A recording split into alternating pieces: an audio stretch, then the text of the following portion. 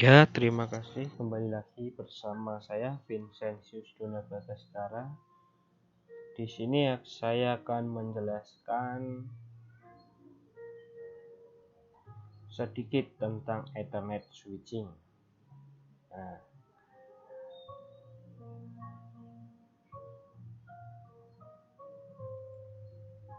ya, Ethernet sendiri adalah sebuah teknologi LAN yang paling banyak digunakan saat ini.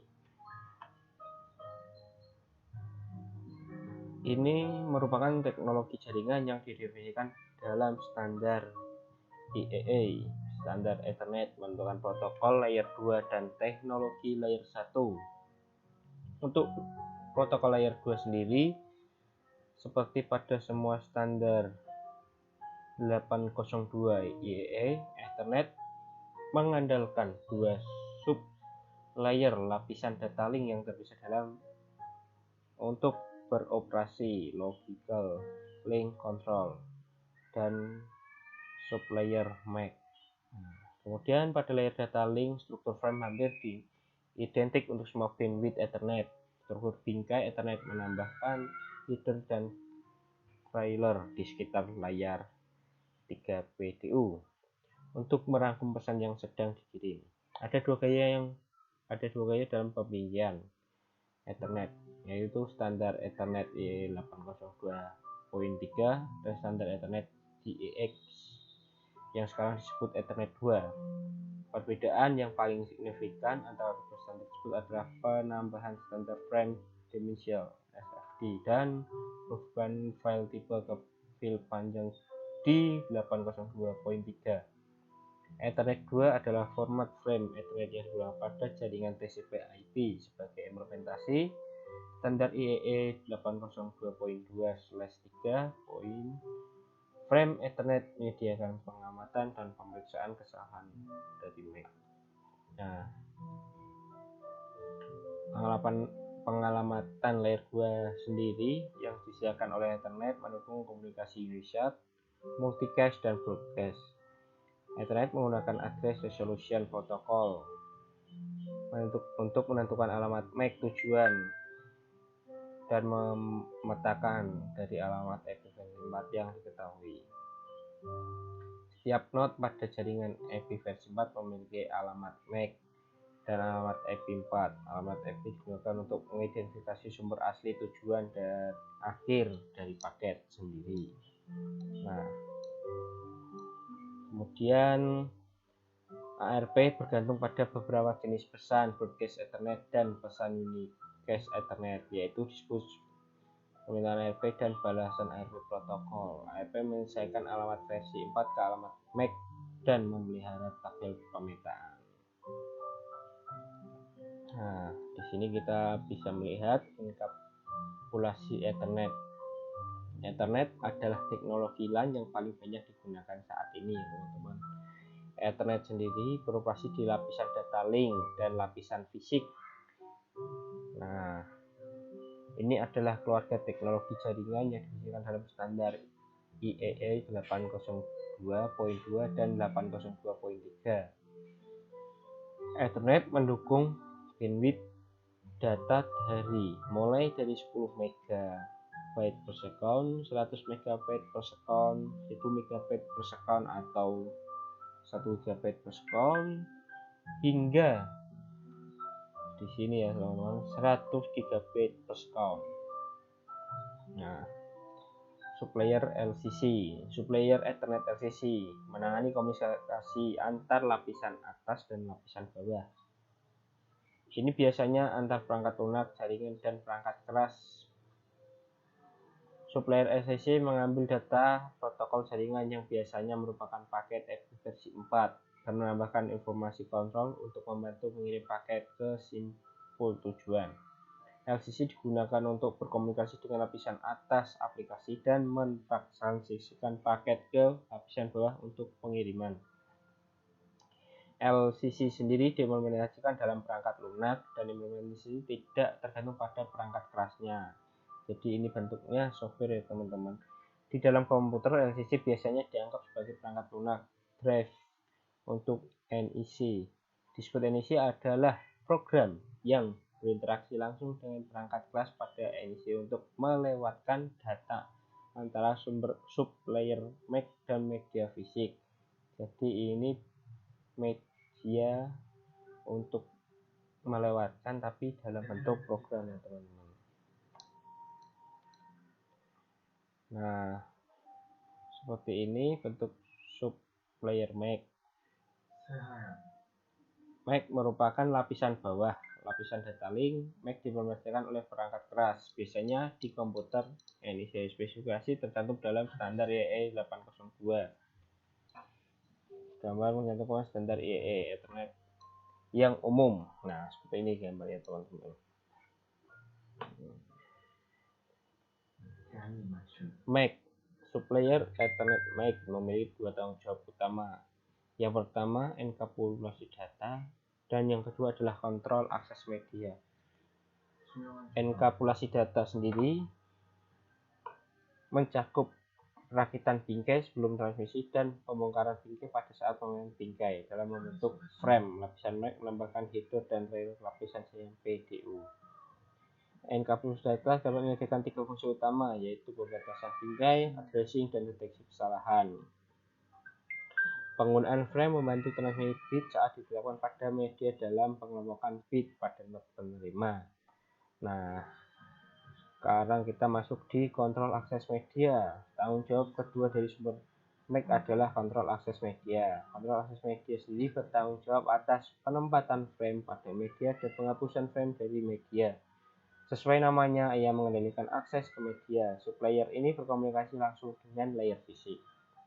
Kemudian evolusi internet. Nah, evolusi internet itu pada tahun 1973 standar berkembang untuk menentukan versi teknologi yang lebih cepat dan lebih fleksibel. Kemampuan internet sendiri unik untuk memperbaiki seiring jalannya waktu adalah satu alasan utama mengapa menjadi sangat populer. Versi awal internet relatif lambat pada 10 MB per second. Versi terbaru internet sekarang yang beroperasi hingga 10 GB per second. Pada data link, struktur frame hampir identik untuk semua kecepatan Ethernet. Struktur bingkai Ethernet menambahkan header dan rail sekitar 3 layer PDU untuk merangkum pesan yang sedang dikirim. Ethernet 2 adalah format frame di mana yang digunakan pada jaringan itu adalah TCP/IP. Nah, sini adalah Activity MAC Flash LCC Sublayer. Di sini teman-teman bisa lihat mana yang bisa digunakan untuk LCC dan mana yang bisa digunakan untuk MAC. Nah, alamat MAC dan hexadesimal. Alamat MAC Ethernet adalah nilai biner 48 bit yang dinyatakan sebagai 12 digit hexadesimal dan isinya itu adalah 4 bit per digit hexadesimal. Sama seperti desimal adalah sistem bilangan dasar 10. Nah, makanya hexadesimal adalah sistem bilangan 16.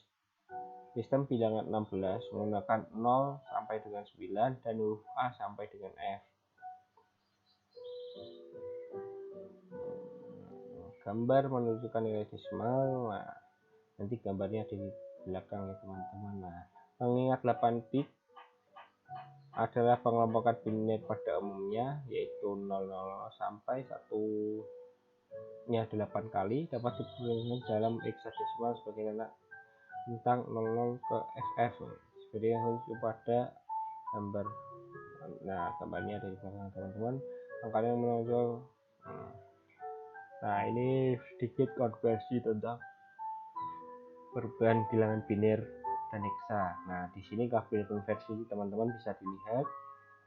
Yang paling kiri ini yang warna ungu ini adalah bilangan desimal. Kemudian yang tengah ini adalah bilangan biner, yaitu bilangan 0 dan 1. Nah, kemudian bilangan hexadesimal itu dari 0 sampai dengan 9, kemudian dilanjut A sampai dengan F. Nah, alamat MAC Internet Identity. Di Ethernet, setiap perangkat jaringan terhubung ke media bersama-sama. Ethernet pernah didominasi oleh topologi hub duplex menggunakan bus multi akses atau hub Ethernet yang lebih baru. Ini berarti semua node akan menerima setiap frame yang ditransmisikan. Untuk mencegah overhead yang berlebihan yang terjadi dalam pemrosesan setiap frame, alamat MAC dibuat untuk sumber dan tujuan yang sebenarnya. MAC address menyediakan metode untuk identifikasi perangkat pada tingkat yang lebih rendah dari model OSI. Meskipun Ethernet sekarang telah beralih ke NICs full duplex dan switch, masih mungkin perangkat yang bukan tujuan yang dimaksud akan menerima frame Ethernet. Nah, di sini kita masuk ke pengelolaan bingkai. Pengelolaan bingkai itu alamat MAC yang sering disebut sebagai alamat yang dibakar, karena secara historial alamat ini dibakar ke ROM pada NC. Ini berarti alamat tersebut dikodekan ke dalam chip ROM secara permanen. Saat komputer dinyalakan, hal pertama yang dilakukan adalah menyalin alamat MAC dari ROM ke RAM. Saat perangkat meneruskan pesan jaringan Ethernet, perangkat akan memasang informasi header ke bingkai. Informasi header berisi alamat MAC sumber dan tujuan. Bila ini frame internet, ia memiliki alamat MAC tujuan untuk mengetahui itu apakah sudah sesuai dengan alamat MAC fisik yang dibuat perangkat RAM. Jika tidak ada yang cocok, perangkat membuat frame. Jika dalam kecocokan, ia melewati bingkai atas lapisan OSI di mana proses deenkapsulasi berlangsung. Jadi di sini itu kayak modelnya startup. Nah, reservasi alamat MAC pada host Windows, perintah ipconfig/all dapat digunakan untuk mengidentifikasi alamat MAC dari adaptor Ethernet.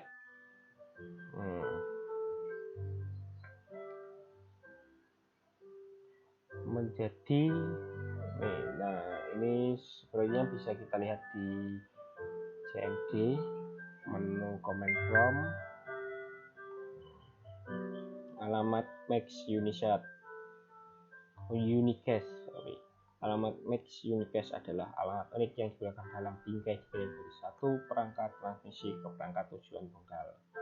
Untuk paket unicast akan dikirim oleh dan diterima alamat IP tujuan harus berada dalam header paket IP. Alamat IP dan alamat MAC digabung untuk mengirimkan data ke satu host tujuan tertentu. Proses yang digunakan host sumber untuk menentukan alamat MAC tujuan dikenal sebagai Address Resolution Protocol atau ARP.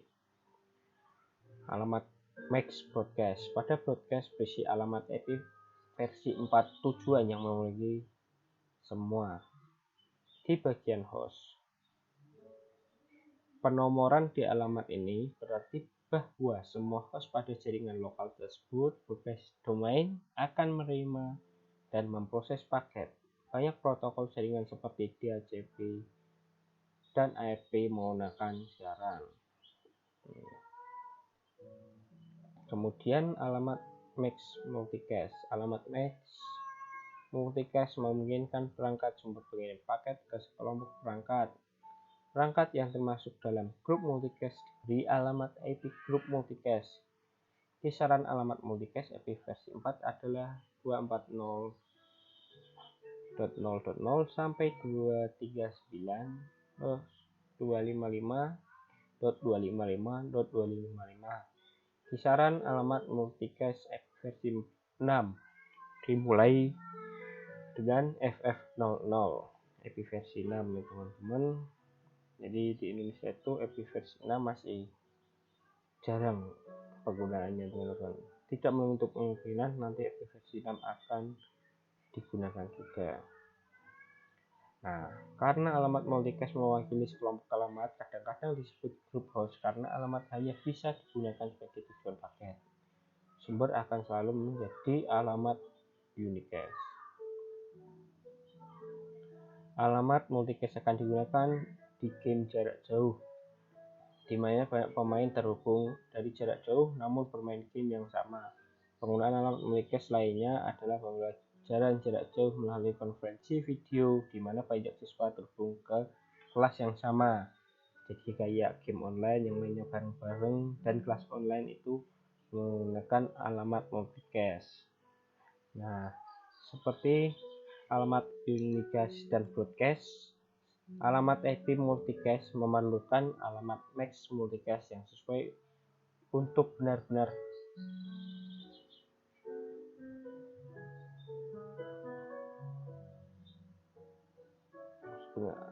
untuk benar-benar mengirimkan frame pada jaringan lokal. Alamat multicast MAC yang terkait dengan alamat multicast IP versi 6 adalah nilai khusus yang dimulai dengan 01/00/5E dalam hexadesimal.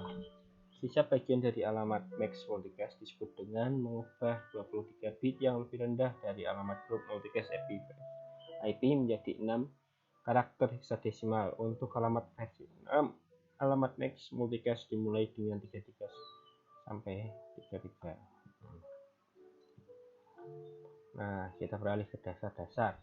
Switch Ethernet Layer 2 menggunakan alamat MAC untuk membuat keputusan penerusan.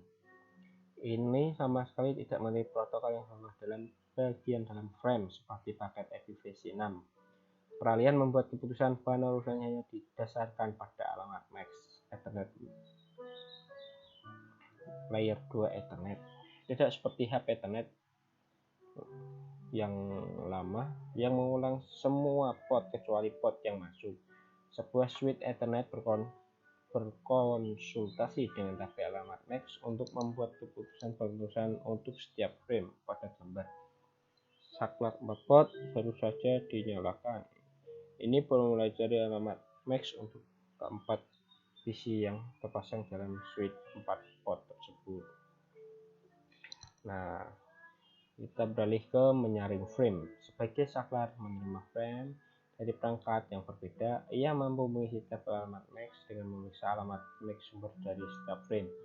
Bila tabel alamat MAC switch berisi alamat MAC tujuan, ia dapat memfilter frame yang meneruskan satu port tunggal, angka 1 dan 2 menunjukkan PC D, kemudian mencapai kembali ke PC A. Nah, ini secara umumnya teman-teman gambarannya.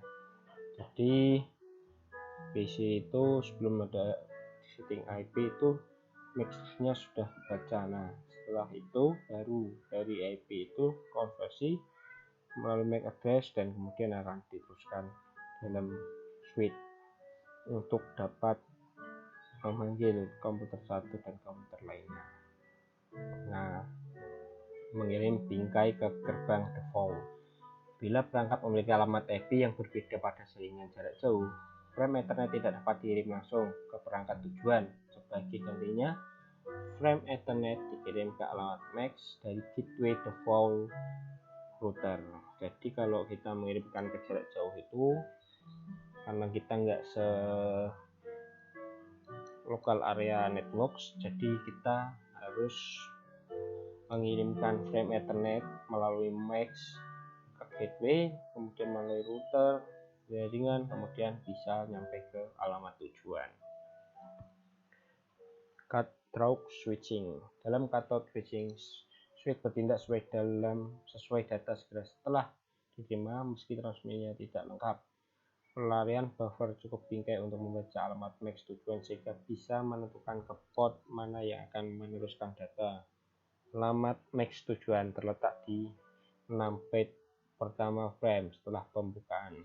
Switch mencari alamat MAC tujuan di meja pengalih, menentukan port antar muka keluar, dan menentukan frame ketujuan melalui port switch yang ditunjuk. Peralihan tidak melakukan pengalihan pada frame. Ada dua varian cut-through switching, yaitu pertama pemindahan maju cepat. Pemindahan maju cepat menawarkan tingkat latensi rendah. Kemudian dua, pemindahan bebas frame. Dalam pemindahan bebas frame, saklar mengirim 64 bit pertama dari frame sebelum meneruskan. Di sini teman-teman bisa lihat. Kemudian memori buffering on switch. Port based memory buffering. Dalam buffering, memori base port frame disimpan dalam antrian yang terhubung ke port masuk dan keluar tertentu. Nah, Sebuah frame ditransferkan ke port luar angkar jika semua frame di depannya antrian telah berhasil dikirim. Kemudian memori bersama buffering. Memori bersama buffering. Semua frame ke buffer memori umum bahwa semua port pada berbagai switch. Jumlah memori penyangga yang dibutuhkan oleh port dialokasikan secara dinamis. Bingkai di buffer dihubungkan dengan secara dinamis ke port tujuan. Kemudian setelan duplex dan kecepatan. Dua pengaturan yang paling mendasar pada peralihan adalah pengaturan bandwidth dan duplex untuk setiap port switch individual. Sangat penting bahwa pengaturan duplex dan bandwidth cocok antara port switch dan perangkat yang terhubung seperti komputer atau switch lainnya. Ada dua jenis pengaturan duplex yang digunakan komunikasi data jaringan Ethernet, yaitu half duplex dan full duplex. Full duplex yaitu kedua ujung sambungan dapat mengirim dan menerima secara bersamaan. Jadi misal dua komputer itu bisa saling terhubung dan saling berkomunikasi, mengirim data, mengambil data bersamaan. Dan half duplex hanya salah satu ujung sambungan yang bisa dikirim sekaligus. Nah, auto negotiation adalah fungsi opsional yang ditemukan pada kebanyakan switch Ethernet dan NIC. Auto negotiation memungkinkan dua perangkat untuk secara otomatis bertukar informasi tentang kemampuan, kecepatan, dan duplex. Peralihan dan perangkat yang terhubung akan memilih mode kinerja tinggi. Full duplex dipilih jika kedua perangkat memiliki kemampuan bersama dengan bandwidth umum tertinggi mereka.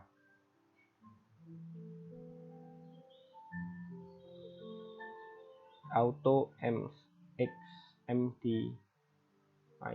selain memiliki pengaturan duplex yang benar, Anda juga perlu mengetahui jenis kabel yang benar untuk setiap port.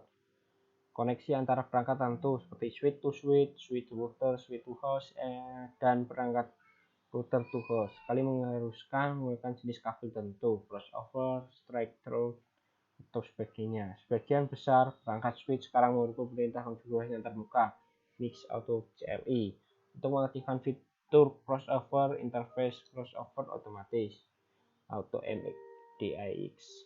Saat fitur Auto MDIX diaktifkan, switch mendeteksi jenis kabel yang terpasang pada port dan mengonfigurasi antarmuka yang sesuai. Oleh karena ini, kita dapat menggunakan crossover atau straight through untuk koneksi port tembaga. Tujuan pada jaringan yang sama. Ada dua alamat utama jaringan LAN Ethernet, yaitu alamat fisik MAC yang dimiliki setiap perangkat komputer atau perangkat yang ada, dan alamat logis yaitu alamat IP. Alamat IP digunakan untuk mengidentifikasi alamat sumber asli dan tujuan akhir. Alamat IP tujuan mungkin berada dalam jaringan IP yang sama dengan sumber atau mungkin berada dalam jaringan jarak jauh. Frame Ethernet Layer 2 berisi alamat MAC tujuan dan alamat MAC sumber. Paket IP Layer 3 berisi alamat IP tujuan dan alamat IP sumber. Kemudian tujuan jaringan jarak jauh. Bila alamat IP tujuan dalam jaringan jarak jauh alamat MAC tujuan akan menjadi alamat gateway to full host NIC router seperti yang ditujukan pada gambar. Dengan menggunakan analogi pos. Ini sama dengan seseorang yang membawa surat ke kantor pos tempat yang perlu mereka lakukan hanyalah membawa surat kantor pos dan kemudian menjadi tanggung jawab kantor pos untuk menguruskan surat tersebut ke tujuan akhir. Nah, bagaimana LP4 dari paket LP4 dalam aliran data terkait dengan alamat MAC pada setiap link sepanjang jalan menuju tujuan? Nah, hal ini dilakukan melalui proses yang disebut Address Resolution Protocol, yaitu ARP. Jadi menambahkan routing protokol. Nah, pengantar ARP. Ingat bahwa setiap perangkat dengan alamat IP jaringan Ethernet juga memiliki alamat MAC Ethernet. Jadi setelah mendapatkan IP, alamat dikirim, jadi penerima itu juga bisa melihat alamat MAC pengirim. Saat mengirim bingkai Ethernet, ini berisi dua alamat, yaitu alamat MAC tujuan dan alamat MAC sumber. Untuk menentukan alamat MAC tujuan, perangkat menggunakan ARP. ARP menjadikan dua fungsi dasar, yaitu menyelesaikan alamat IP versi 4 ke alamat MAX dan mempertahankan meja pemetaan. Fungsi ARP sendiri menyelesaikan alamat versi 4 ke alamat MAX ketika sebuah paket dikirim ke lapisan data link yang akan dienkapsulisasi ke dalam bingkai Ethernet. Perangkat merujuk ke sebuah tabel dalam ingatannya untuk menentukan alamat MAX yang dipetakan ke alamat versi 4. Tabel ini disebut tabel ARP atau data ARP. Tabel ARP disimpan dalam RAM perangkat. Perangkat mengirim akan mencapai tabel ARP untuk alamat IP versi 4 tujuan dan alamat sesuai.